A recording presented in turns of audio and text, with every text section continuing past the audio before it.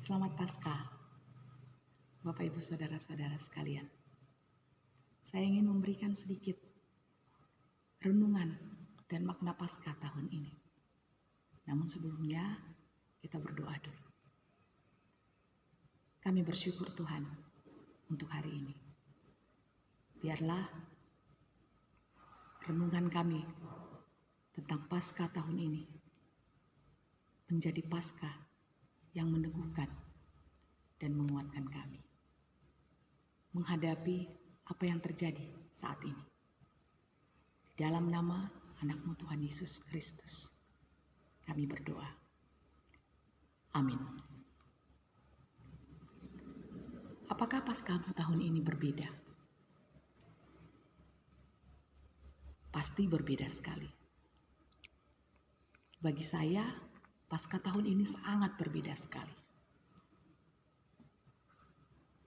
Paskah tahun ini tanpa ratusan jemaat, tanpa perayaan kategorial perempuan, tanpa lantunan suara anak-anak sekolah minggu yang bernyanyi memuji Tuhan. Paskah saya tahun ini hanya bersama-sama dengan keluarga saya.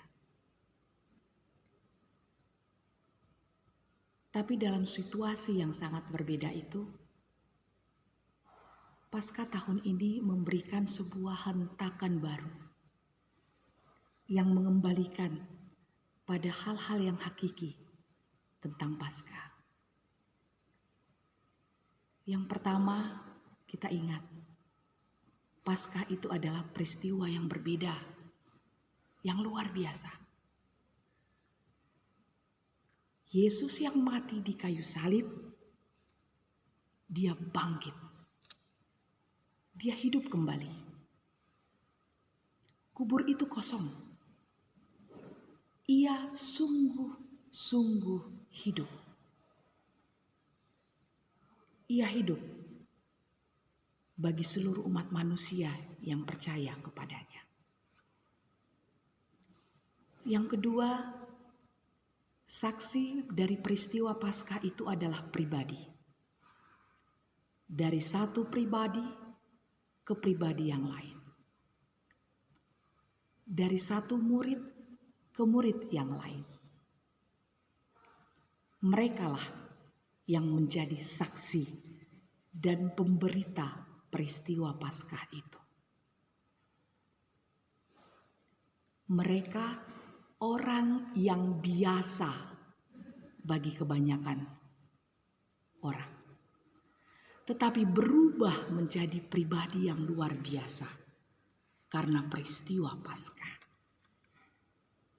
Yang ketiga, Paskah membawa sukacita baru. Para perempuan yang awalnya ketakutan ketika tidak melihat mayat Yesus menjadi bersukacita. Apalagi ketika mereka bertemu dengan Yesus dan mereka mendengar Yesus berkata, "Jangan takut." Saudara-saudara, Paskah tahun ini memberikan 3 seruan itu bagi kita. Mungkin sebelumnya banyak sekali hal yang kita lewatkan ketika kita bertemu dengan peristiwa Paskah. Seolah-olah peristiwa itu hanyalah sebuah rutinitas bagi kita. Banyak pekerjaan kita, tugas-tugas yang menumpuk, tanggung jawab yang tak pernah berhenti, atau mungkin persoalan di tengah-tengah rumah tangga kita masing-masing yang membuat kita seolah-olah kehilangan makna Paskah itu. Bahkan saat ini, keadaan ekonomi yang semakin sulit yang terjadi dalam kehidupan kita seolah-olah menutup makna Paskah itu bagi kita. Tapi hari ini kita diingatkan kembali dengan peristiwa yang berbeda dan luar biasa itu. Dalam kondisi Paskah di rumah saja, duduklah bersama-sama dengan anak-anakmu. Berdoalah bersama-sama dengan keluargamu.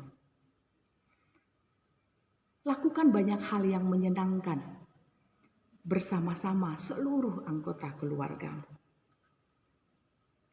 Berhentilah meratapi seolah-olah hidupmu tidak ada artinya. Berhentilah berkeluh kesah dengan penyakit yang seolah-olah tidak kunjung sembuh. Berhentilah menghitung-hitung hal-hal yang buruk yang terjadi di dalam kehidupanmu. Namun gantilah menghitung hal-hal menyenangkan yang Tuhan telah berikan bagimu. Karena ingatlah, damai sejahteramu akan hilang ketika engkau hanya memikirkan hal-hal yang buruk yang terjadi di dalam hidupmu. Dan jadilah malaikat kecil bagi dia yang ada di sekitarmu. Paskah tahun ini adalah kesempatan yang Tuhan berikan untuk membuat kita bertumbuh menjadi pribadi yang luar biasa. Paskah tahun ini memperlengkapi kita untuk terus bertumbuh menjadi pribadi yang tidak takut, tidak khawatir, tidak galau dengan keadaan kita yang kita tidak tahu ini terjadi sampai kapan.